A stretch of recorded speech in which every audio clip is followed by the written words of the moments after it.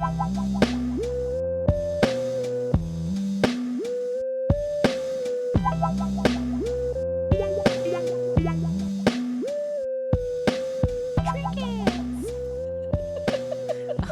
we talk about hypermobility? Sure. Again? Welcome to episode 92, or if you're keeping up, episode 91 Redux of the Bars Ankle High. Your weekly ADHD podcast that explores life's slow bars with wit and wisdom. I'm Katie. I'm Garrett. And if you want extended cut episodes and ad-free episodes and video episodes, then join our Patreon at patreon.com/thebarsankle-high. They get access to all of that. Plus they get added to our close friends list on Instagram, as well as like an on-air shout out and other goodies periodically if you sign up for like stuff from us by mail. But yeah, so you can do that. And if you heard the intro to last week's episode, we had some technical difficulties, but we're pretty sure we worked them out. So we're pretty sure. How ADHD is that? I mean, we've done as much troubleshooting with the hardware that we currently own that we can possibly do. So, and we've done all the internet troubleshooting. Actually, we could tell the tale about my internet. And how we thought, because actually the way that things have lined up, we definitely thought my internet was the problem to begin with. Yes. So my spouse and I buy all these like boosters for the Wi-Fi all over the house, and we have a second Wi-Fi. It's just like it's been a whole saga. Yeah, the reason you were blamed for the Wi-Fi being potentially the issue is because your house is so old and like full of like nooks and crannies, so like it's not a straight shot for like a Wi-Fi signal, and so it's like thick old walls. Yeah, it wasn't like Garrett's the problem and Katie's not. There's like a reason for it. I don't live in the middle of nowhere, but I have no cell service at my house, and I don't know why the universe has put me in a dead zone. I think it's like symbolic somehow, but our house is in a dead zone and we absolutely have no cell service. You have to rely on Wi-Fi, and then the problem was Wi-Fi was also a problem. So like we've just had this like ongoing, I mean, we've been here like, I don't know, 7 years now, and everything's a problem. Our power goes out all the time, which means our heat goes out all the time. But there's only 4 houses on your street, so when your power goes out, there's only 3 houses on your street. So when your power goes out, you are not a priority for the power company, because that's your transformer or whatever only services your street. Yeah, like however the grid is laid out, we're on our own, and when there's a major outage, they're not going to fix the street that has 3 houses. Yeah, they're going to fix the part of the grid that has 50 houses on it. So we're just a low priority to get things fixed always, but also always have things going wrong. Like remember when we got that crazy windstorm like 4 years ago, and we had a tree caught on fire on our road, and then we were out of power for like 4.5 days, and we had no heat. So it's just like, it's always like that. So we had randomly, it got windy the other night. It was like a beautiful day all day. It got really windy in the evening, and that's all that happened. And it's just like so ridiculous to think about that it was so gorgeous out all day. And ultimately what ended up happening is like a branch fell on a line that caused arcing, and literally like all the lights in my house weren't flickering. They were just getting dim. Like somebody was taking the whole house. Yes. Ooh, that's somebody spooky. was like putting the lights on a dimmer. Yeah. So I'm by myself and I feel like I'm losing my mind. So I'm like turning all the lights off. Yes. Is it time? And I'm like flipping them back on, and I'm like, that's weird. It's still happening. But it's one of those, like, I'm not gonna, what am I gonna do? So I just continue on and, get distracted and forget about it. And suddenly I see a fire truck outside. So ultimately what ended up happening is, this arcing caused this, inconsistent voltage, which our internet went out. Our power did go out. But the internet did not come back on. And ultimately, when the utility place came, they were like, oh, yeah, your line's fried. It's melted. I was like, what do you mean it's melted? And we look, and literally the line coming into the house is completely fried. It's like frayed, sticking out. There was like one little bit holding it on. So we're thinking now that it's been replaced, our internet is much better. So we're thinking it was probably that way for a while. The picture you sent me of that line, also Horrifying. Sorry, I definitely thought I had muted myself and then didn't. I did not mean for you to hear me blowing my nose. That's great. I'm so sorry. That's really funny. But the picture you sent me of the line going into your house was like horrifying. It looked so goddamn janky.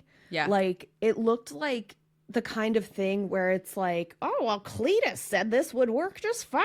Mm-hmm. And like, this is the setup we had back in the sticks. Yep. And like it was a wire connected to like a cable splitter. Yep. And like, just like hanging off the outside of your house. And like in my head, I'm like, is that a waterproof connection? Like, I don't know. Oh, and in my head, I was also like, has it always been like this? Yeah. But you know what the flip side is? I didn't want to like criticize you, but I was like, that doesn't seem like that's how that's supposed to look. No. I was like, that the guy shows me and I'm so messed up.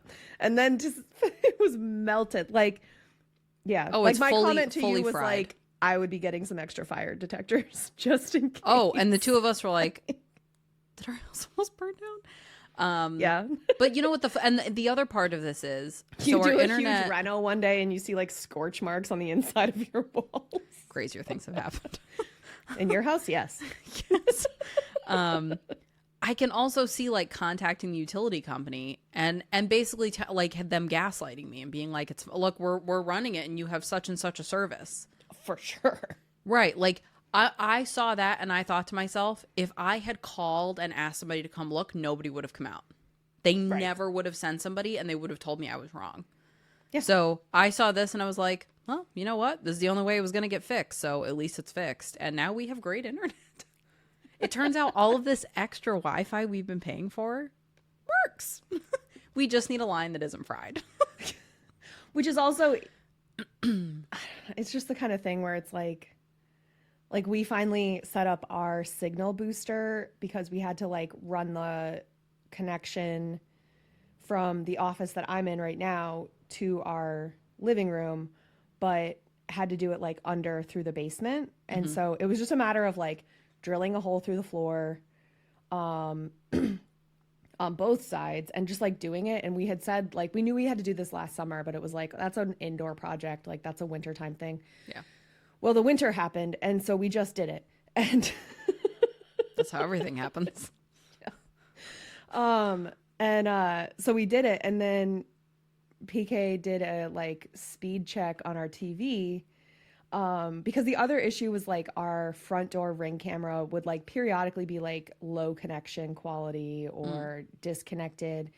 And I mean, our house isn't nearly as old as yours, but it's still from like the 50s. So there's like, I'm sure lead nails used in the boards or something that's like fucking with the signal. And so that sounds like me explaining technology, what Katie just said. I actually that's me being like, it can't be my laptop. That doesn't make sense. Well, we did. And the other thing is like one of the outlets or a couple of the outlets in the living room aren't grounded. So we can't put a surge protector in them to like plug all this stuff in. So it was like just a whole thing. And so we finally got that done and he did a speed check and it was like all of a sudden, like, because we're supposed to have 1 gig of internet, and all of a sudden he went from like maybe 500 megabits per second up to like 970. And I was like, oops. It is such a fucking racket that we pay what we do between cell phone and internet. Mm-hmm. And I feel like at a certain point, they're not updating any infrastructure. So they're just saying, okay, you can pay this for this much more speed. Yeah. And there's no difference. Like, and that's why like getting this line replaced, I'm like, oh, our fucking internet works now. And it has never really worked. And to the point where we got a second Wi-Fi because between like us working from home and like streaming and whatever else, like Teams meetings, I mean, we would have a problem if like one of us was on a Teams meeting and we were both working from home. So yeah, that's kind of like my AI rant. I just think it's a bunch of bullshit, and I also know if I had called the cable company to come look at it, they would have told me to go fuck myself. Oh, 1,000%. Yeah. Yeah. But anyway. So anyway, that's what happened. Yeah.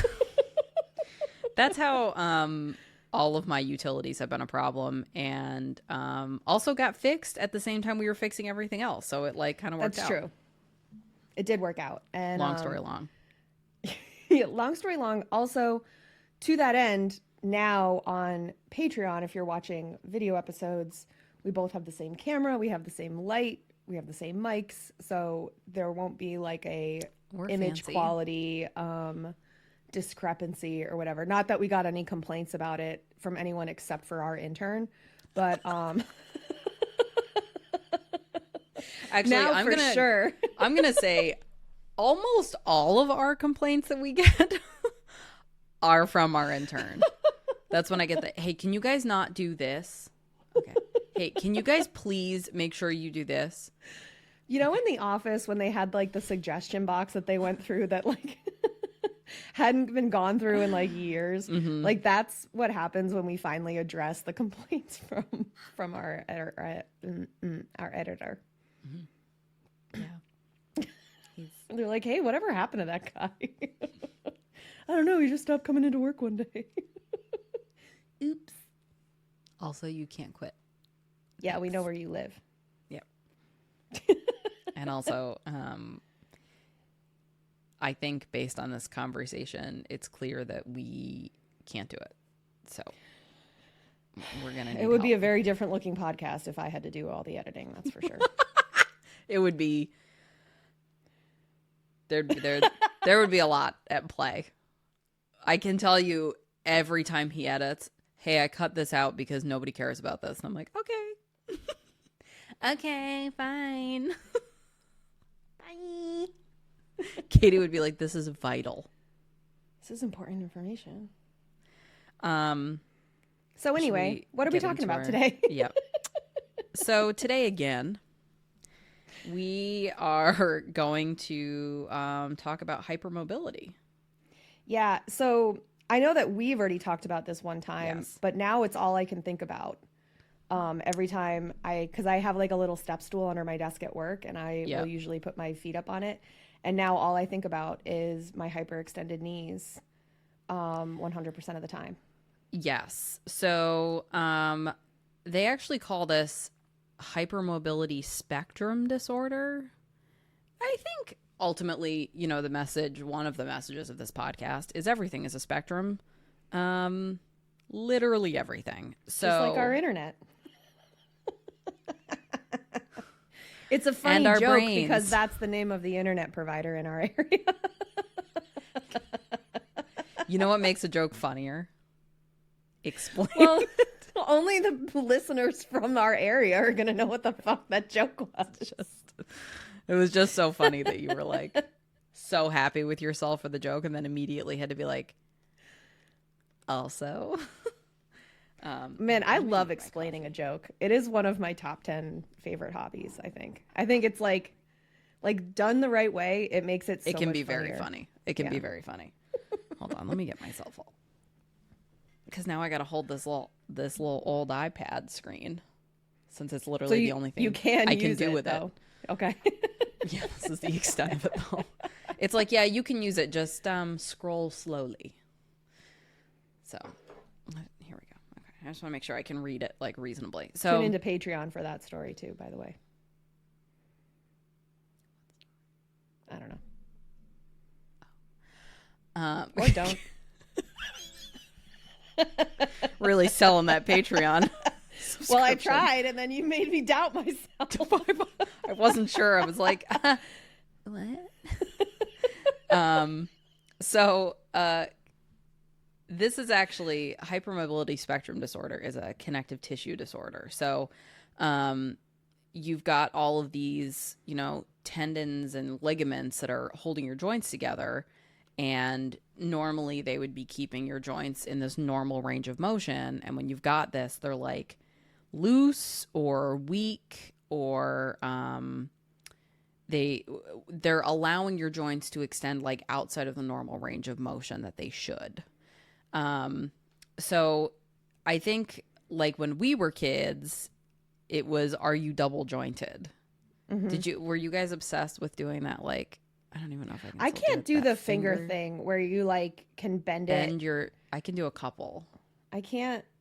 I guess my middle finger I can do a little bit more, but no. I can do it on my thumbs. Does that count? I just lost a sneeze. I was so close. No. So hey, you did a good job muting yourself though. That's better than I did.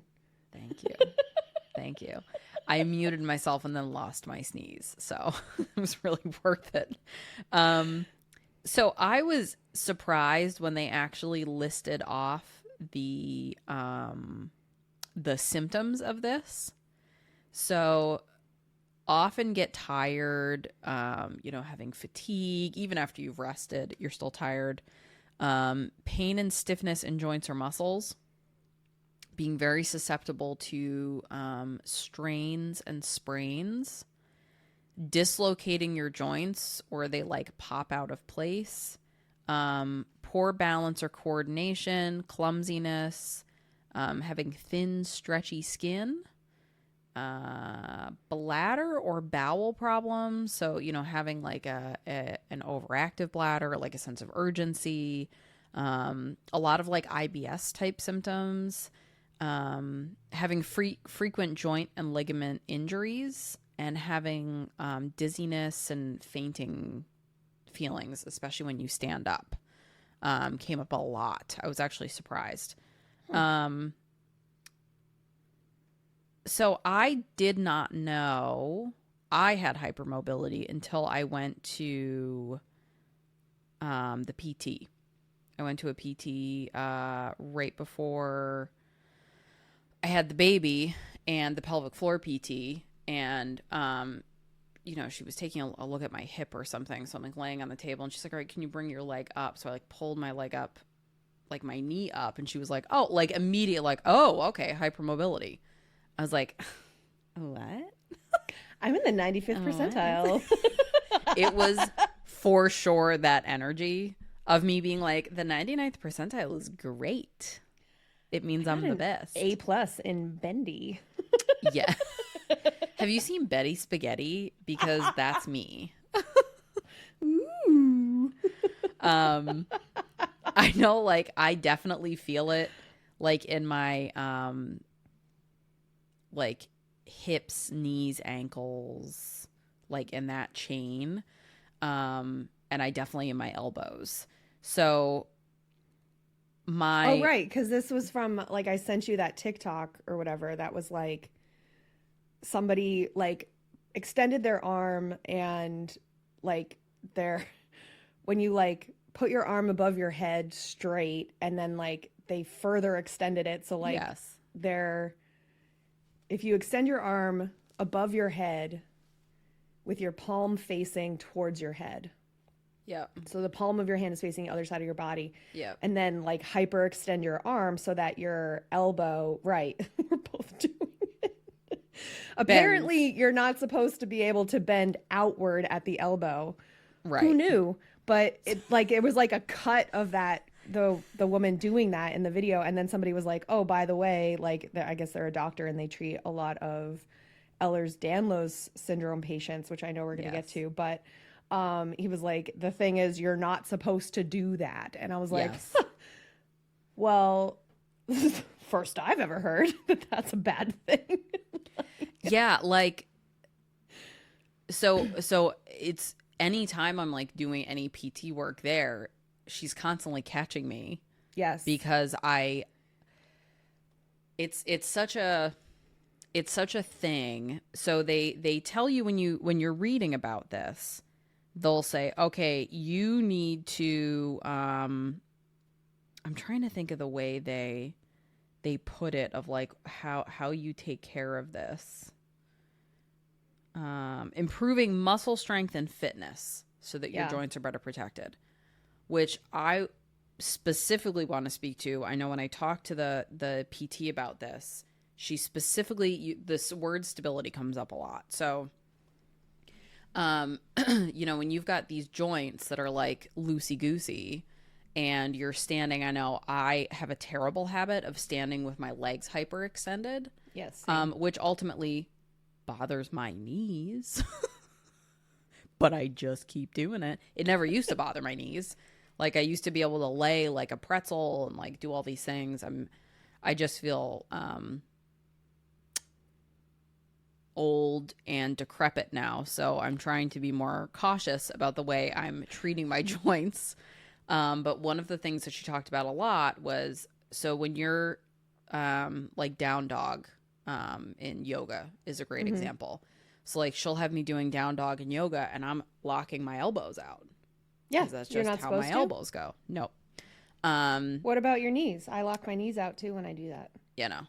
Well, I mean, your knees are supposed to, your legs are supposed to be like fully extended. I never hold that though. I always wind up like pedaling my legs when I do. So that's probably why it doesn't come up for me as much, but elbows for sure.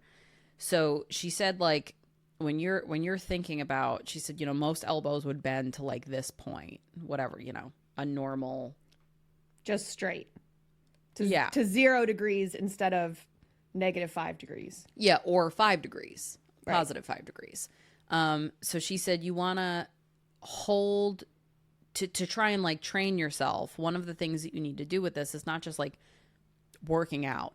You need to train your ligaments to stop at the point they're supposed to stop. So she was saying like, instead of hyperextending your arms, hold your arms like the way they should be going. Your PT is going to listen to this episode about us demonstrating this and like screech. She's going to be like, this is not, you didn't, that's not. So like a lot of my experience, I've done like strength training, kettlebell training, under the umbrella of functional movement training, which the whole concept of that is you're learning to lift things and do things in a way that's functional for your everyday life so that you don't get injured. So one of the things that they focus on a lot is stability, which is a big, important part of this hypermobility, kind of protecting your joints, which I'll get into more of the specifics, but this is like making sure that you're doing things, you know, with good form, with good alignment, you're thinking about things. And I think what's tough now is, you know, when you get pregnant, your body releases this relaxin hormone, which makes all your joints loose. So if you've already got hypermobility and then you're adding this hormone, and I believe the prolactin that comes from breastfeeding also does this. It does the same thing, because I remember a doula warning me when I was pregnant, like, be careful when you go to working out after pregnancy, because if you're still breastfeeding, you're still releasing this, and it makes you more susceptible to injury. So I'm already hypermobile. I've got this additional hormone because that hormone's released to help your body accommodate a pregnancy and prep for childbirth. And it makes all of your joints, I swear to God, like my knees felt loose. Like the joint just felt loose. So I was trying just thinking to that's combat probably that. why you felt so much better when you had that KT tape on your tummy. Yeah, because I had something like holding. Yeah. Side note, if you use the kinesiology tape, you're supposed to leave it on for a few days. I tried putting it on and taking it off same day, and I think I saw a gob. Yeah. Yeah, that was another thing I had to walk you through. Similar to the light. Yeah, because I had the tape. I was like, this is great. Bloop, bloop, bloop. Like covering myself like Spider-Man all over my pregnant belly. And then I was like, all right, time to take a shower. Let me take this off. And I was like, I literally had like huge red stripes. I looked like a watermelon because it was just like, it just like ripped my skin off. Yeah. Yeah. But we'll do anyway, that. so it's it's something that if you're approaching things from this stability and you're doing training like that, it helps you keep your joints from overextending. It helps you from injuring yourself ultimately. But that So, stability is really important. I think more than working out or strengthening, the stability is like at the core of it, because you can strengthen and improve fitness when you have the stability. But I think if you don't have the stability, you're going to go into it with a much higher chance of injuring yourself as the yeah, armchair fox doctor. it sounds it sounds like the goal of like weight training or exercise, if you have this hypermobility issue, is to like, I guess I'm thinking of it as like making the muscles around my joints tougher so that they like keep my ligaments in check. Right. So that I think there's also an element of like muscle memory to it. Yeah. Like, when you're doing something, like, this is how far I'm supposed to extend. Because if I extend this way, I'm going to overextend and then I don't have control. I know, like, when I was weightlifting with the functional movement training, there's a lot of like breath work involved with it. So you're using breath to create tension and to kind of give you that extra like oomph to get through something. Mm-hmm. But definitely, like, when you've got a weight that you have to keep that stability, you have to keep that like strong foundation, because if you don't, you're gonna extend too far and definitely, I've done it and like injure yourself. Yeah. But I mean, as somebody with hypermobility, I did that type of training. I've done that type of training I haven't done it in a little bit, but for 10 years and never had a really bad injury. So I think that there's definitely something to be said for the importance of stability. And I feel like yoga would also help you get that stability. And it helps you with the breath work. That's like that's yoga or like ballet, like those very like controlled movements. Pilates like, is probably the same thing. Yeah, like it's working on those like little muscles that you have to Like accessory have. muscles. Yeah, to as opposed to like I'm doing squats for my quads or, deadlift for my back or whatever. Like you're focusing on the little muscles that hold those ligaments and keep those things. And again, like yoga, Pilates, ballet, like those are all things that where your alignment is like critical.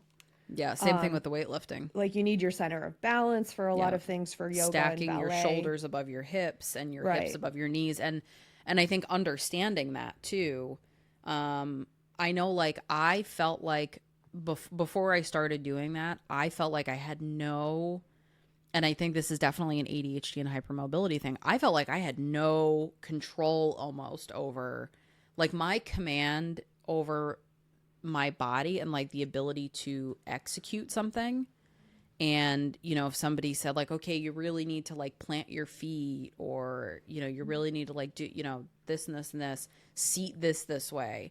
I could only understand after doing that stuff. So I think that it gave me a much better body awareness. Whereas before, my nickname, my mom's nickname for me growing up was literally Inspector Clouseau from the Pink Panther, which definitely like aging myself with that reference. But he was a mess. He was clumsy. He was always dropping things and tripping and, making a mess of things. And that was like, I've always just been a very clumsy person. Well, I mean, my mom's nickname for me. Yeah. And I also know, I literally had to say to Katie the other day that because she has this clotting disorder, she is getting injured too much for the clotting disorder she has. I was like, you don't have the right type of blood for these kind of injuries. So, yeah. So my mom's nickname for me as a baby was Katie Dozer. And it's stuck. She still calls me Dozer. She writes, my birthday cards made out to Dozer. Like, that's just my name. I mean, it fits. I've watched her walk into a doorway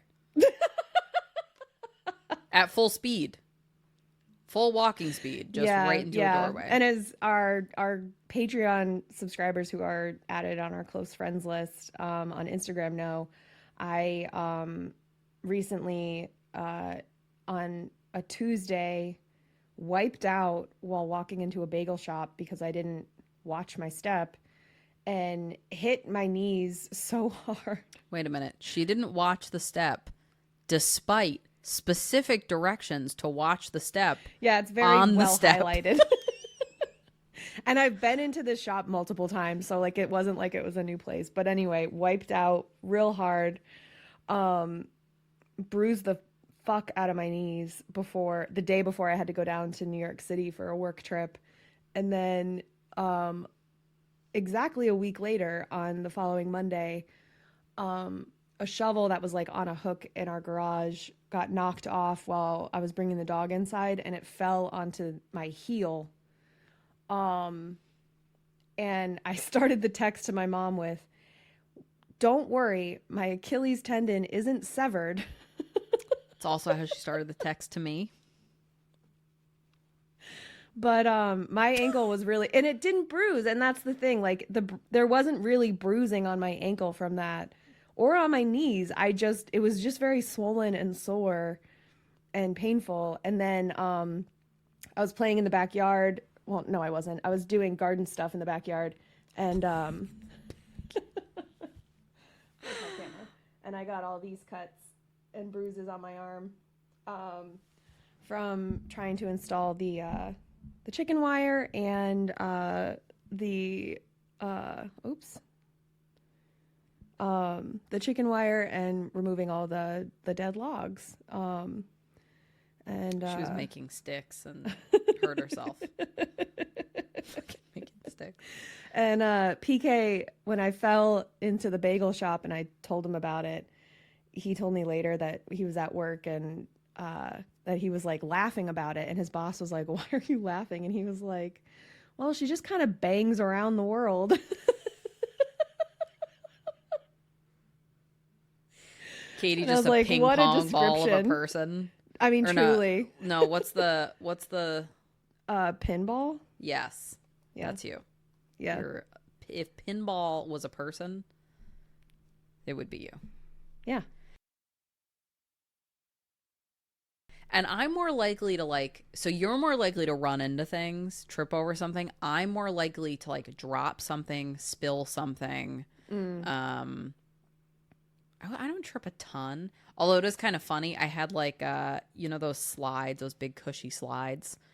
I had a pair of those on in the house. You know, like the ones that real thick. I was picturing like a slide that you like at a playground. And I was like, what is a big cushy slide? Why didn't you invite me over to play? There we go. No, like the ones you put on your feet, like yes, slippery, sandally things. I had a pair of those on the other day, and I'm like in the kitchen doing making dinner or something, and took a step and definitely tripped, and caught myself, but boom, boom, and stood up and turned, and my spouse happened to walk around the corner and see me do it, and I was like, so. Hypermobility. I took my meds today, people. I don't know. I'm doing my part. I did not. Well, I took myself off. So I thought it was interesting that hypermobility affects AFAB folks, but specifically people of Asian and Afro-Caribbean descent more often than other groups, which I just thought was interesting. But to go back to the connective tissue disorder, it is linked to, obviously other connective tissue things. So if you've heard of Marfan syndrome, where, that's what they think Abraham Lincoln had. And it's where you have your connective tissue. I think it's a pituitary thing too, but it just grows beyond what it should. And then it makes things weak. So you wind up, you see people with this, I think it affects men more than women, but it has super long fingers, long limbs, a prominent brow. And that was the thing with like, or the theory, I guess, I don't know if it was ever confirmed, but like for Abe Lincoln, like the reason he wore a top hat was so that it like didn't make his proportions look quite as wacky. Well, that makes sense. And I don't know where I heard this. He still looked wacky, but right, for but effort. like it like made him look taller so that his Right. arms didn't appear to be as extra long as they were. But like his arms were super fucking long. He had like, orangutan arms. they hit like at his knee. Like if you look at pictures of him standing, like the ends of his fingers were like at his knees. Yeah. Like So like he whereas- probably, because I mean, by the looks of it, it's pretty bad Marfan syndrome that he had. It makes you very susceptible to a asecting or dissecting aorta, where the walls of your aorta become thin with this connective tissue thing where it overstretches, and it makes you more susceptible to a small tear, and then you have a big aneurysm that forms on the outside, and then you just like drop dead. Which like ultimately, if I had to think of ways to go, I mean, an aneurysm's not pretty terrible. quick and painless. I mean, if it's going to be fatal. But I mean, there's a very high chance that he could have died from something like that. Probably pretty young. So there's also what's more common is Ehlers-Danlos syndrome, which I did not realize is actually a group of over 13 conditions. Yeah. And you can have different types that affect cartilage, bone, fat, blood. It's specifically a defect in collagen, which is part of what gives your connective tissue like flexibility and strength. So you wind up with a lot of similar things, but this is definitely a more extreme version of hypermobility. But, you know, overmobile joints, the hypermobility, you know, where your joints feel loose or unstable, the stretchy skin, bruising very easily, having a very... What? What about your blood? Interesting. Are you sure? Having wounds take a very long time to heal, joint and muscle pain, fatigue, difficulty concentrating, which I thought was interesting. And dislocations are one of the most common complications, but they also have vascular Ehlers-Danlos syndrome, where it can cause you to have like ruptures in your blood vessels. So you have a higher chance of like internal bleeding and stroke, which I thought was interesting. Or organ rupture. And it also makes you more susceptible to organ rupture if you're pregnant. You have a higher chance of uterine rupture with Ehlers-Danlos, which I thought was terrifying. Yeah. How do you get diagnosed with Ehlers-Danlos? Is that like one of those ones that's like horrible to get a diagnosis because it takes forever? I don't know. I didn't look into the diagnosis, but I'm wondering if it's like a genetic test, maybe. I don't know. I don't know if it, and I don't even know if it's genetic. But you can also wind up with, valve problems, scoliosis, corneal issues, bowed limbs, and teeth and gum problems. Which it's, you think about like, if it's a connective tissue thing, it affects like how everything in your body is constructed. Well, yeah, because all of your tissues are connected. They should be. I mean, ideally. All that chewed gum in there, it's all linked to each other. That's stupid. You had something that you said after that, and I was like, there's your chewed gum. I don't remember what it was, but it was the funny. appendix looks like a piece of chewed gum. That's what it is. Yeah. I mean, I would argue that Nope. so do your intestines. They also look like chewed gum. Just a bunch of That's chewed just gum. bubble tape. That's not. That counts. That's gum. It's not chewed. It looks like chewed bubble tape. Like if you just took the whole thing and just and then just laid it out. That's what it looks like. Oh, thank God we're not real doctors. Thank God I'm just an armchair fox doctor. So, I mean, ultimately, there's like ADHD, there's no cure for hypermobility. So it's really just kind of like we were talking about before, working around it and making sure that you're like taking care of your joints, that you're not doing joint damage, because you can do joint damage. I would imagine that do you know if hypermobility leads to increases in like arthritis issues? I don't, but I wouldn't be surprised. I mean, Yeah. I know we've It talked seems about like it's a good thing to be aware of for sure, like when you're younger, so that you can avoid that straining. Yeah. You know, like even now, like, okay, I'm 36. So like just becoming aware that like, okay, yeah, hyperextending isn't ideal. I should be taking like smaller steps so that I'm not hyperextending with every, step I take or whatever. But kind of like just being aware like that and building that muscle memory over time, I would imagine would be helpful in 30, 40 years when I'm geriatric and, actually at an age where arthritis and those types of things would be really detrimental and like a true interruption in my life.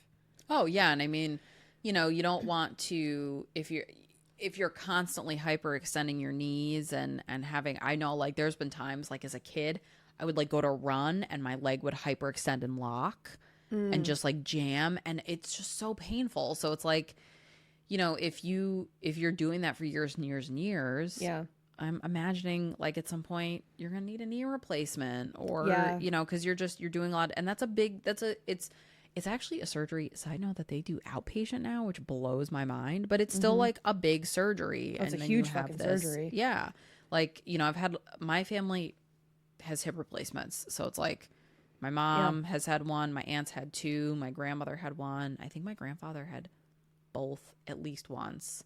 I don't know that anyone in my family has had joint replacements. I know my cousins listen to this podcast, so they'll tell me if I'm wrong, but they will for sure tell you if you're wrong.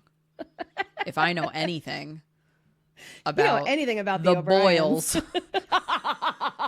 they're gonna tell you. If anybody's seen Brooklyn Nine-Nine, we've come to realize, and when I say we, I mean me, have come to realize that there's a lot of overlap between your co-host here, Katie, and Detective Boyle, Charles Boyle. Look, I don't talk about like mouthfeel of food and whatnot. So I will say inappropriate things, but I say them deliberately. That's true. I will give you that. There is more awareness. But yeah, the scene where he's like, they have to like put their hand over his mouth to keep him from talking about having a cousin. Like the moment that I realized that, we were talking about something and Katie goes, I have a cousin. And I was like, I had just watched that episode. I was like, I need to stop you right there, Charles. Does your cousin have a beak? Does your cousin have two children that also have beaks? It's a charity. It was truly one of the funniest moments in a show. Yeah, that's wild. Although I do have a cousin on my mom's side who is a neurobiologist, and a cousin on my dad's side who needed information on neurobiology and like a neurobiologic deficit. And I was able to like connect them. I was like, hey, I actually know somebody who can talk about that. So that's very cool. Yeah. It's beneficial to have 50 first cousins. I don't know what to tell you. It's also horrifying to think about professionals that might be listening to this and being like, hey, you fucking idiot. That's not what it is. So sorry. I'm giving the explain to me like I'm five version of. As far as I know, none of our reviews have said that. So let's not start now. I'm trying my only best. Leave us nice reviews, please. We leave all of the constructive criticism / negative feedback to our editor. So if you want to leave constructive criticism, our editor don't. filters it. So just he filters it and then he tells it to us like he came up with it. He makes sure that the message is still received. Go to bit.ly/ankle high merch and look at the unpaid intern merch and just imagine that face is the one you're talking to when you have something negative to say. The expression is so 'Cause that true is too. the exact face that we get. The Super unimpressed with our bullshit. Yes. So the really interesting thing to me is there is a huge oh thank God, this has been boring as fuck. There is a big overlap between hypermobility and neurodivergence. So studies are just now starting to kind of investigate the link between neurodivergence and hypermobility, but there's been a few studies in the last few years. And I read it like, I want to say there was 2 or 3. But you know, they always have like the introduction, and on all of those studies, the introduction, and I was just like so surprised because, you know, we read a bunch of studies or like, I'm not going to say I thoroughly read these studies, but you know, we reference a lot of studies on this podcast. I mean, we've definitely read more studies than I did before starting this podcast. So I'll take that. I'll take that. There were common points in the intros of these studies that they did about this. And it was like, let's not be ableist was one of the points. We need to do more research. And because conversations surrounding neurodivergence have become so normalized, it's kind of helped make space for this research, which I was like, okay, awareness. Okay, TikTok. Yeah, I was like, that's great. And I was also like, maybe the bars angle, I should take credit for that. We shouldn't. But I feel like we contributed. I was ready to. We should take credit for it. I literally have the bars ankle high won't take credit for this with a smiley face. So wink. But if you want to give us credit, we will accept. But we're not going to take the that's credit. always that applies always. If you want to give us the credit, sure. Yeah. I agree.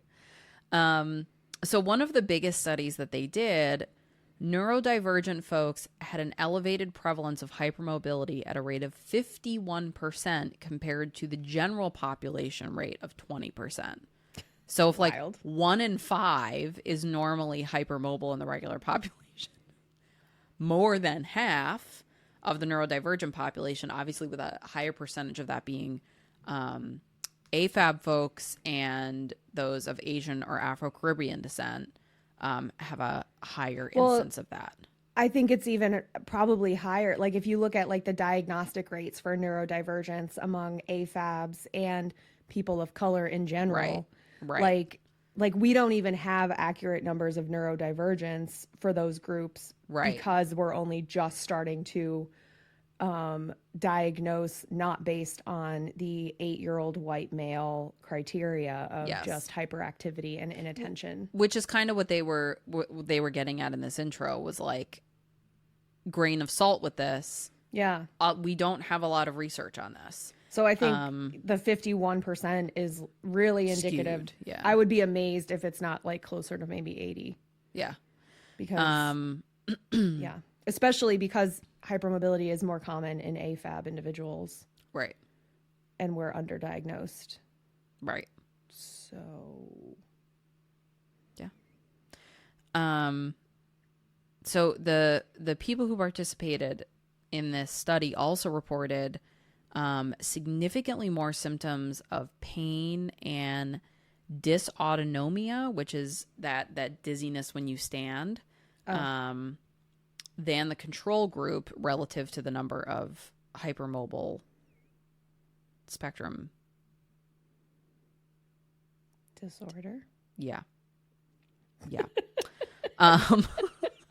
They've also found that Ehlers-Danlos patients are 6 to 7 times more prone to be neurodivergent when you compare that to non-hypermobile individuals. So if you're just looking at Ehlers-Danlos patients, so they're thinking, I mean, you know, there's hypotheses about this. So is it, you know, that there's a genetic marker for some kind of underlying systemic thing that is affecting maybe connective tissues and the central nervous system. So maybe like brain and body are not communicating the way they should. So there's, they don't really know what the connection is, but they're starting to do these studies to kind of flesh out what they think is going on. Neurodivergent folks were significantly more likely to have hypermobility, orthostatic intolerance, which now that I'm thinking about that, I don't remember if it's orthostatic intolerance was sitting still. I don't know. And musculoskeletal symptoms. The generalized just joint hypermobility was much more common in neurodivergent females, but was also associated with the pain. And okay, I gotta look up orthostatic intolerance quickly because I remembered what this was when we were recording it last time, but a week has passed. So much has happened. More than a week. Okay, so it's like symptoms from standing. So that's like the standing thing. Up. It's that dysautonomia. They're related. It's like issues when you stand up. Oh, so it's not like where they teach people in the military how to stand at ease. So that the idea being like they teach you how to stand so that you can stand for hours without getting tired or like passing out. Right. Like, and it has to do with like making sure your knees are slightly bent, which like, again, in my head, I'm like, I have to like so actively put a bend in my knee to stand that way because I'm perfectly comfortable standing with hyperextended knees for a long period of time. Like I've never had an issue. And then I'm like, oh my God, why do my fucking knees hurt? Oh my God, why are my legs asleep? Like, I mean, truly I was just one thinking of those... like I feel like my lower legs, when I like put them up on like the coffee table or something or watching TV, my feet and lower legs fall asleep so often. Same thing with my forearms. Excuse me, my forearms and hands also fall asleep. And that's not like a normal experience, I guess? I don't know. Probably not. The tagline of this podcast, that's not a normal experience? I would not be the person to ask.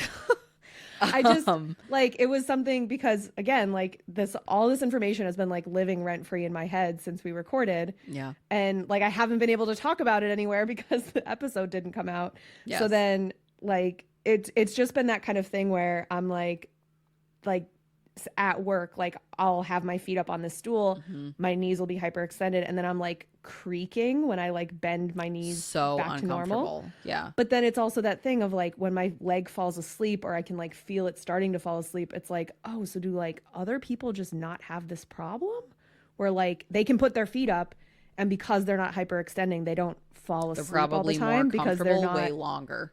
Yeah, because they're not like with hyperextending, I'm imagining I'm also like stretching and bending my veins opposite of how they're supposed to. You're disrupting blood flow. Yeah, so it's through the joint. Right. So which is part of how it causes joint damage long term. Right. Is the disruption to the blood flow. So it makes sense that like, but that anyway, that's what I was thinking orthostatic meant. That's what it sounds like it should mean. Yeah. But it is an issue like upon standing up. So dizziness is very common. And pain is common. And I think that's what is like kind of sad about this is there was a study on chronic pain within neurodivergent women and 75% of participants experience chronic pain in some way. So it's like, I'm sure that this is a part of it. Well, and how often are women told to just like, oh, your back just hurts because you have boobs and like you just need a better bra, or you're overweight and you need to lose weight. That's why your knees hurt. You just have bad posture. And like, I am curious now that you mentioned posture. I wonder what the overlap is with neurodivergence. If scoliosis is a thing, yeah, it makes sense that posture would be like, again, it's that thing where it's like stand up straight. Like I'm always over exaggerating when I stand up straight because they're like, put your shoulders back, and my shoulders go really far back if I'm trying. Like, which if you approach it instead of standing up straight, if you approach it from make sure that your shoulders like are stacked over your ribs are stacked over your hips. Yeah. That helps me so much more. And like that my chin is we're like straight helps me so much more than like telling me to stand up straight. Yeah. Because it is common back. to then like to like lean back almost to straighten up. Yes. Which I had finally, like, before getting pregnant, was finally like, okay, like my posture is good. You know, everything's like in alignment, and then you get pregnant and it's like, you know, like when you take the analogy I used with the PT is like when you have a pair of sneakers and you like pull it super loose before you put it on your foot, like all the laces are loose, and then you pull it on your foot. If you were walking with that sneaker, that's how my body feels postpartum. And it's like improving, but I just feel like everything's like nothing is strong and like tied tight and double knotted, and I'm just like fucking Betty Spaghetti. Which is just so baseline. crazy too, because you were so like, this is gonna sound bad, but or it's not going to sound like female positive, I guess, but you were so in shape when you got pregnant. Like you were working out all the time. Super you fit, were like, yeah. So like, it's not like you were coming from a spot like of me where I work out is like yard work and then I do some gym stuff, but like not nearly like what you were doing. I think so like, I think being super fit made me comfortable much longer in pregnancy, but I literally found out I was pregnant and like could not exercise. Like too tired, didn't feel good, couldn't fucking bring myself to do it. I think I went to the gym 3 times my entire pregnancy. Like couldn't. I tried to walk and I did do some stuff at home, but that's like as good as it was going to get. Like I felt good for like, you know, you just I physically felt pretty good in that, you know, I knew that my back felt good for a long time. My hips felt okay for a long time, but you just don't, it was like the last thing I wanted to do was exercise. for sure. But Well, and by the time you could tell people at work, or by the time you started telling people at work, it was like when you really started to like show. right. And so, and then at that point, it's like that was like at the point where tasks were becoming difficult. Oh yeah. So, like bending over and doing right. things was hard. And you think that you're gonna, you know, the whole time I was like, I'm not gonna get any weight pregnant. I am athletic and I exercise and I will Pregnancy is just like putting a basketball under your shirt. yeah, I was like, I will be fine. And then I got pregnant and I was like, my shit is getting rocked by this. So I think afterwards I was just like, it took me off guard how pervasive it was. Like every part of my body was impacted. And I just like it. I mean, I'm at 9 months postpartum now, and I'm like just getting to the point where my joints don't feel as loose, and I don't feel strong, but I feel a little bit more stable than I did. So, because you're 9 months postpartum, you just did that like 9 months in, 9 months out picture. Yeah. I feel like you should do like 9 months out, 9 months in, 9 months out, like 9 months before you were pregnant. Oh yeah. And like just to see, because like that is, I mean, it, like we talked about it while you were pregnant and we in our hormone episodes and everything, but like it was just such an intense change over such a short period of time. It's so crazy that it is that kind of thing where, again, and because I think it's such a huge life change, like everything about your life has changed since having this baby and getting pregnant, that it's like, well, like you have this like battle in your head of like, well, of course I'm going to feel like an untied shoe, or of course I feel like somebody's old lawn mowing shoes. But like then at the same time, like in your head, you're like, oh, I should be fine. Like I'm fit. I, you know, was super in shape when I got pregnant. Like I quote, shouldn't be having these problems.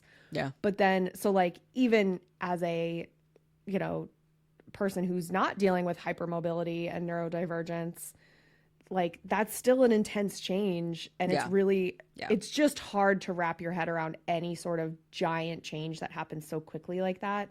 That the but then to have like the hypermobility issues with it, where like I'm thinking now, like because your ribs are like kind of all cartilage connected anyway, it makes sense that your ribs flared so much. Yeah. And And that I'm just like a very short person. right.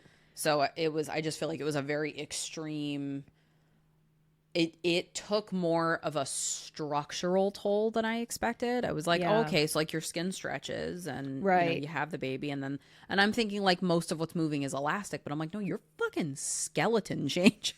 Like, Which is nuts. it's so crazy, and it's just a very humbling experience. But I think to also then get that information about the hypermobility, and then have that, it's one of those, like, you get these little bits and pieces because it is such a unique experience for everyone, that then hearing like, okay, but just make sure you're being careful with this, and, use some caution with that. And, I was literally like 6 months postpartum, 6 weeks postpartum, you get cleared to work out. And I was like, all right, I need to be able to weightlift like I was before, and tried to. And I went to my PT, my first PT appointment postpartum, and she was like, no. No. Yeah, I remember you telling can't me do that. That's, I don't know. We need, like, the thought of, I should be able to pick up where I left off, and not, I've regressed and I need to use regressions of these things that I was doing and Yeah. build things back slowly. And it is, I mean, I remember her telling me, like, this is not where you have these big leaps and improvements. She said, this is very slowly moving the needle, and you need to like lower your expectation a little bit. You'll get there. It's just going to take a really long time. And I'm hey Garrett, the bar impatient. is ankle high. And I was like, no, that's not. The bar's on the ceiling, and I'm going to jump it.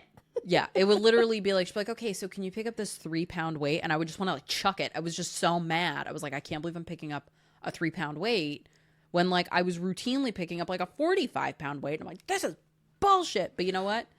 Well, You got to be nice to yourself. I think that's also like, I get that though, because it's also that thing, which again is like kind of unlearning, but like the toxic diet culture thing, where it's like, if I've done this before, well, that, but also like if it's not a struggle, if I'm not sore after the workout, then I didn't really work out. Yeah. And like that's not what that means. Like that's and if I used to be able to do this, that needs to be my baseline forever. Yeah. And instead, like, it's approaching this from a bodies change, stages of life change. Sometimes you have a lot of time to exercise. Sometimes you don't. Like, sometimes work is really stressful, and maybe you wind up retaining water and gaining some weight. Like, bodies, like, no one's body stays the same forever. So yeah, I'm like, okay, I'm getting there. And, I know that there's been changes in the last 9 months. So there's going to be changes in the next 9 months. Like, it's just like you just got to like chill. And again, this is a very humbling experience. So if you want something to fucking humble you and slow you down, have a baby. Because that will good. make you feel like you've somehow aged, but also time hasn't moved, but also it's moved very fast. It's like going through the spin cycle and then just opening the door and you just fly out. And then there's a baby. And then there's a baby screaming at you, and there's poop everywhere. Everywhere. So there is a hypothesis that that the dopamine dysregulation that you have with neurodivergence could also cause an increased pain sensation. And that could be part of why there's this higher instance of chronic pain, because dopamine is involved in pain perception, which I did not know before researching this. But also, so like when we feel pain, our brain releases dopamine? It's involved with pain perception. So I don't know if it's like it's the existing dopamine is making you, well, if it's involved in pain perception and it's just dopamine dysregulation, to me, that could also mean that you don't feel the appropriate amount of pain with something. Just if the converse is true, that you feel increased pain, I feel like that you should also then feel, if you're dopamine deficient at that time, feel decreased pain sensation. Which tracks, though, if you're hyperextending and not feeling pain from it. Right. If you're sitting in these crazy... I used to sleep on half on my stomach, half turned on my side with like my one leg pulled all the way up and like an arm stretch. Like, it was the only way I could sleep. And now if I do that, you know that meme of the Muppet Christmas Carol and the rat is like, my little brittle broken body. Oh, God save my little broken body. That is me when I try and move out of that position because it's so bad. So yeah, it makes me think, like, because I personally have felt like my my pain tolerance was pretty high. Yeah. And I read this and I'm like, that just seems, it just seems like, okay, so women are more likely to, I'm being a little suspicious. So women are more likely to experience chronic pain.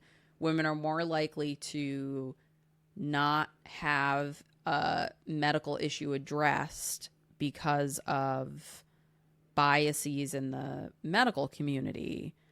And there's not the studies and research to verify anything that's being experienced. So is it that, like, is this just a scenario where like we're doomed? We're just doomed to like experience the pain and not get it addressed, and then have a study that's like, oh, well, they just have, you know, that dopamine, they could just have more pain sensation. But that means that we're still experiencing pain. Right. Which is just as valid as anybody else's pain. Not according to the establishment. And like that's the thing. So it's like, oh, well, of course you're going to think you're in more pain than you are. Like, no, I'm in, like, either you're in pain or you're not pain. Like, either you're pregnant or you're not pregnant. Right. Like, it's kind of a yes or no thing. You know, yes, pain is a subjective reporting thing, but like, you know, at a certain point, there's also like a level of desensitization. Like, you know, when you're dealing with chronic pain, I think with any, like anybody who has a chronic illness or, you know, neurodivergence, if you've been masking, you get to a point where you mask your chronic pain symptoms because you don't have a choice. Like, you have to continue living your life. Yeah. Like, you have to go to work. You have to, you know, get the laundry done or whatever. So like, it doesn't matter that or I have to get this IUD put in, and I don't have the time to hunt for a provider that's going to give me the misoprostol and, you know, lidocaine and all of this other stuff. Like, I just have to get this booked so I can get this IUD. I know, like, I had colposcopies where I would be like, hey, you know, is there something that you can give me to like make this less uncomfortable? And there was one provider in the entire old practice I used to go to who's willing to use lidocaine, which you're injecting. It's I mean, it's like it's nuts. And so like when I had an induction and I went to the office the day before my induction, and they do what's called laminaria. So it's this old-timey technique to induce labor, and it's these little seaweed sticks that they stick in your cervix, and they stick a whole bunch of them, and over time they absorb, you know, moisture around them, and they expand, and it like manually dilates your cervix. Okay. When they put those in, it's awful because they're just shoving these little sticks inside your cervix, and even though they're going to dilate more, it's still dilating your cervix, which is why you have pain for, you know, when you're passing clots when you have your period. Yes. Any dilation to your cervix is painful. Which is why so much of labor is so, you know, you're waiting for this dilation and the contraction. So, you know, I went in for this and leading up to it, I was really nervous about it. Because I'm like, I just know that this is going to be the start of like a bunch of painful things that are going to happen. And that's an awful feeling. And I said to my spouse, like, oh, I'm just really nervous about how uncomfortable this is going to be. And he was like, well, you're tough. Like, you could handle that. And I was like, I understand, but I don't know what it's going to feel like, because you read online and some people are like, I hardly felt it. And other people are like, I thought I was going to vomit. And I literally, I mean, I'll tell you, every bit of the breathing techniques that I learned going into labor got used to get through that appointment, because it was very uncomfortable and it was painful. And I said to him, there is no situation in which a man would be going into an appointment and they would just tell you, take some Advil before you come in and it'll be fine. I said, there would be a plan for pain management. You would never be expected to go in and do this. Don't they give men dog. like a script for like fucking Valium before they get a vasectomy? So that you take that to go into the appointment so that you're like relaxed. And then you get knocked the fuck out. And you get put under like twilight sedation. And for it's 5 not minutes. like you think about like an IUD. Yeah. So I have to be physically relaxed in order for you to be able to use the speculum and get in where you need to go and do what you need to do through something that's incredibly painful. So all you want to do is clamp your leg shut and everything is tight. And you have to like consciously relax all of those muscles. Men and could shove never. your ass at the edge of a table. Cold table. You have paper towels basically all over you. Like, you don't even have clothes on. Like, it is just like so many of the things that are procedures that are done, especially in the realm of like OBGYN. The expectation is you will grin and bear it and you will endure it and it'll be over. We'll go as quick as we can. Mm-hmm. And I mean, I remember finishing, like, they got through the laminaria and Katie and I see the same nurse practitioner who was doing this. And she was like, no, you did great. And I'm like, yeah, I fucking tell everybody that. I walked outside. I was like in a cold sweat, like mustache sweat. Like, it was brutal. And I remember the doctor, when I went in for my induction the next day, she said, well, I talked to the nurse practitioner. She said, you did really great. And I was like, I'm the toughest. I'm in the 95th percentile. And also then she did my cervical check and I almost climbed off the table and she said, do you need a minute? And I was like, yeah. Yeah, I'm going to need a minute. So it's like, I read that and I'm like, I like 100 grains of salt. Anytime I read something with women in pain, I'm like, call me after your, 8 cervical checks, researcher, and let me know how the pain felt. I mean, even like my annual physical with my GP, he was like, oh, and like, how's your back doing? Like, are you having, because I had like told him that I go to a chiropractor. Mm-hmm. He was like, how's your back doing? And I was like, I mean, it's the same.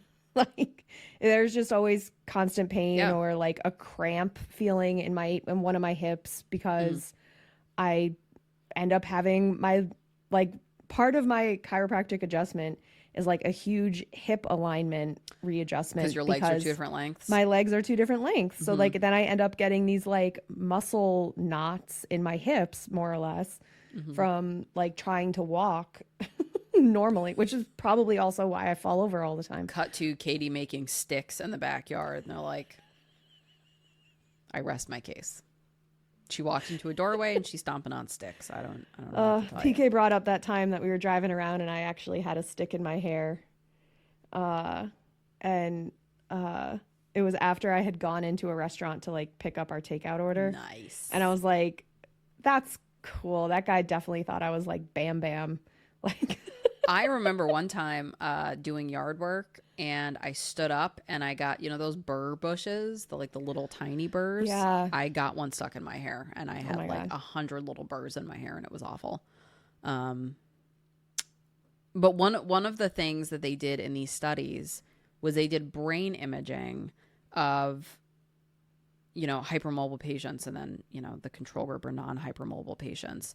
And they found that there were actually structural differences between the groups. So there was differences in the volume of the amygdala, which we know, your emotional, your immediate response to something, your survival instinct, memory are all tied to the amygdala.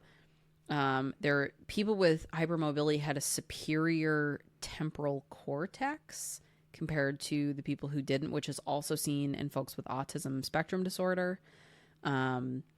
Imaging also suggested that the processes that kind of alter your brain function when you have neurodivergence may also occur in folks with hypermobility. And there were differences in the insular cortex, which controls how we perceive information about your body's physical state. So that my explain to me like I'm 5 version, explain to me like I'm 3 version of the insular cortex is like it's your body trying to maintain that homeostasis. So, you know, you're going outside and it's really hot outside, and then your body's responding by trying to cool you down.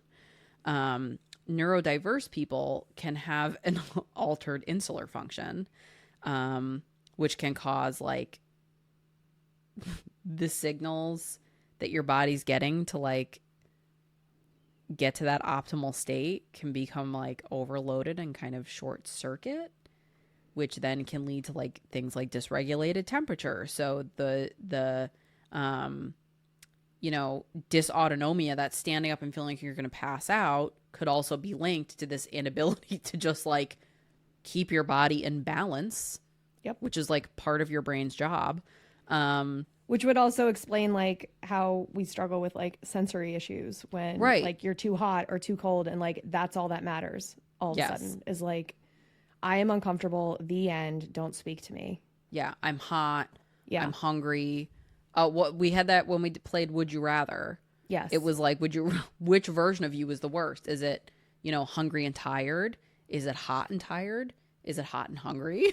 Like, right. Yeah. Those things like really, it makes me think like, is that type of overstimulation where you can't regulate yourself? Can that be linked to, I can't focus? Or, you know, is this inability to maintain homeostasis, is that why I have difficulty regulating my focus at all? So they're saying that because of these structural similarities in the brain, they're thinking that there is a correlation in like the brain structure between neurodivergence and hypermobility. And then they're also thinking that, you know, because of these connective tissue things, that maybe there is like a more of a mechanistic connection between the pain and the dysautonomia, and that predisposition to neurodivergence.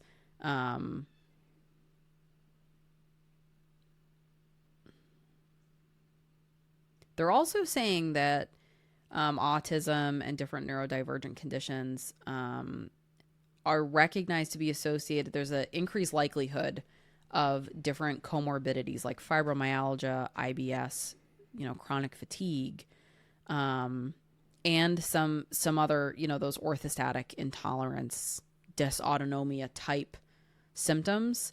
And then it gets to the point where it is hard to tell, like, okay, what is something that's pain related? Is this like fibromyalgia because you have hypermobility and now you have this pain, and you're also, you know, neurodivergent? So it's kind of like chicken and egg. Like, we don't know kind of what causes what. Gotcha. Or like what's more linked to what. But I mean, I think if anything, you know, the takeaway of women in pain is huge. It's just like such a major quality of life thing. Mm-hmm. And I think obviously there's a lot more research that needs to be done, because if they're thinking that you have these two, like what if we find out that this is like its own separate connective tissue disorder, and it causes your dopamine to not be released consistently, and your serotonin to not be released consistently, and it causes all of these other, I mean, that would really be like a much more concrete cause of a lot of mental health conditions, and diagnoses, neurodivergence. I mean, that would be like groundbreaking, and also that's so much more information, and it would give people so much more context to what they're experiencing. So yeah, it would totally revolutionize treatment. Oh, for sure. And a whole body approach. I mean, Yes. if you're going to the doctor and, as a kid, I was super flexible, daydreaming all the time, all of these things that like are not in that normal list of symptoms, but maybe screening could be improved, or testing can be improved, or, I mean, there's just like a million and one things. Like if they could get kids with ADHD into OT or PT as kids, with a pediatric specialist, maybe you're going to save a knee replacement when they get older, or you help them find an outlet that helps their brain feel better. Like I know I always felt weightlifting was so good for my ADHD because I had to concentrate on what I was doing and every little thing that was happening in my body at that moment. And there's nothing else I could think about. And if my brain drifted, I would hurt myself. So it was like forcing myself to clear my head, like it was so good for me. And all I could think is, man, if I had gotten involved in that when I was like 12, right, you would be an Olympian. I would be an Olympian. So the message of this podcast is, why was I not an Olympian? Right. With my tiny, brittle, broken So yeah, I thought like Katie actually was the one who recommended this topic, but as soon as you said it, I was like, oh yeah, that's what the PT told me. I didn't realize that there was any connection to ADHD. Me neither. And then you read about it and you're like, oh my God, like what if these two things are so intrinsically linked?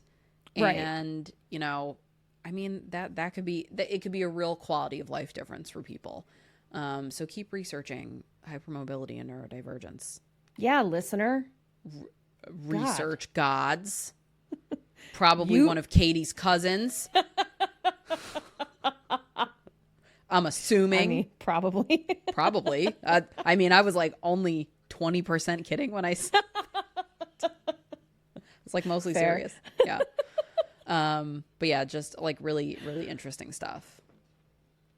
Yeah, no, that was fascinating. It was even fascinating the second time around. That's good. So I feel like our conversation was better the second time around. Maybe we needed that drive. I don't know. We'll never know. We went off the rails a lot. And we're not going to ask our editor, who's the only one that would know, because he's going to tell us we did, even if we marginally did. He won't know either because the tracks were scrambled. So. He said to me that when I tell him that we went off topic a lot, we didn't. And if I tell him that we didn't go off topic a lot, we did. So he said that it's always the opposite of what I'm saying. He finds that when he edits that it's always the opposite of what I'm telling him it's going to be, which is great. So I'm going to tell him that this went real bad. Terrible. It was bad. If I can think of... It was like Sharknado 4. Which Katie's probably seen. No, I actually haven't. I have seen Velocipaster, though. That was a good one. That was a super shitty movie that was free on Amazon Prime, and it was worth it. Worth every penny. It was worth every penny that I paid. So yeah, that's hypermobility spectrum disorder.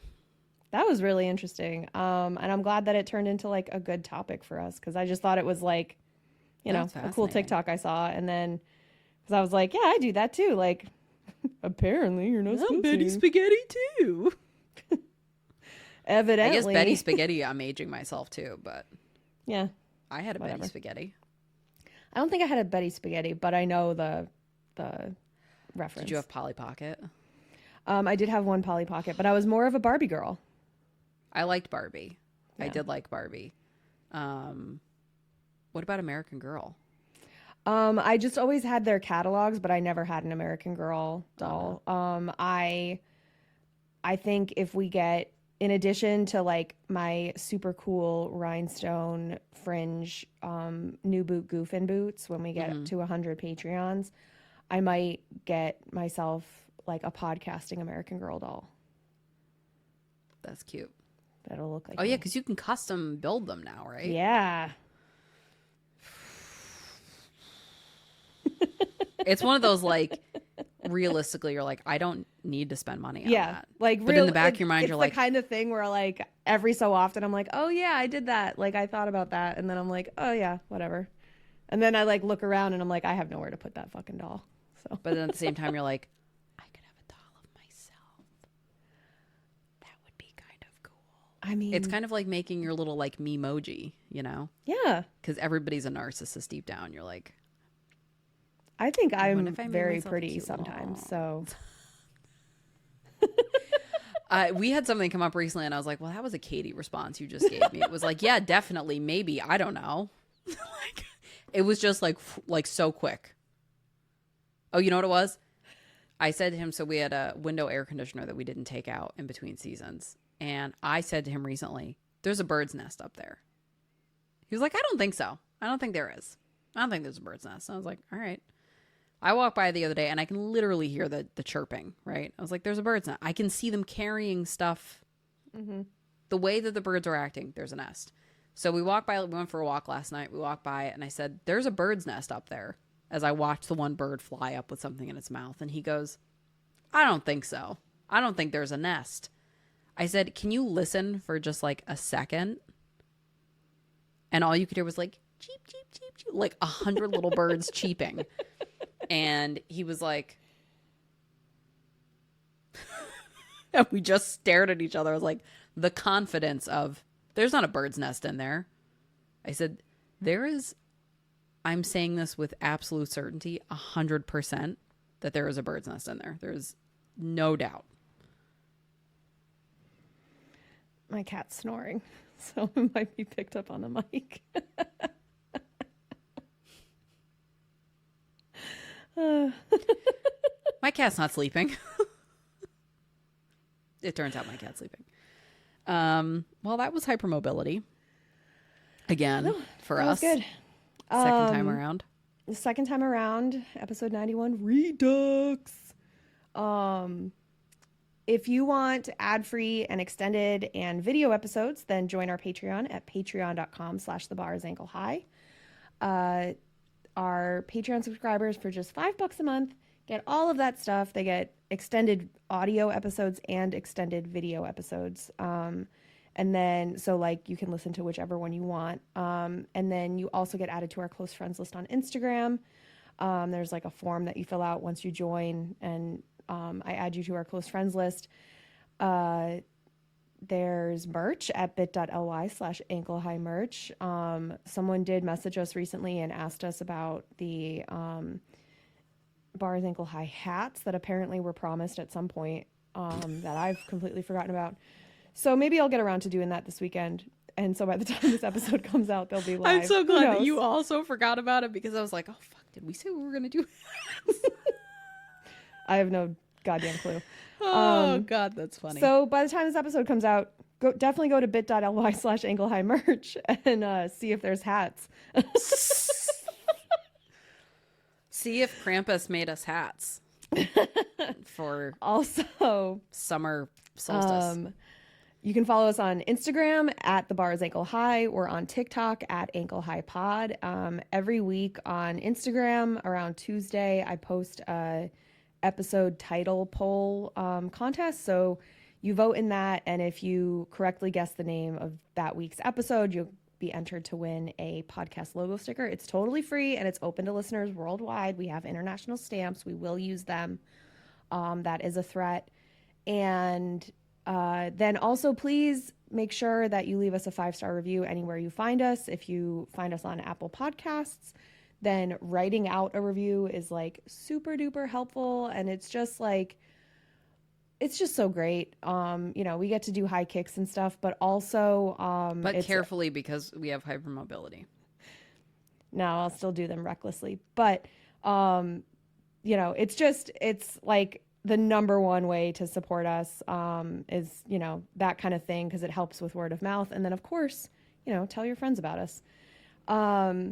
So in the meantime, I guess be careful when you do high kicks. Whatever. I like how mad you got about that. Yeah. Let me live my life. Yeah. Be careful with your stretchy skin and your high kicks. Because the bar is ankle high. Because the bar is ankle high. Bye.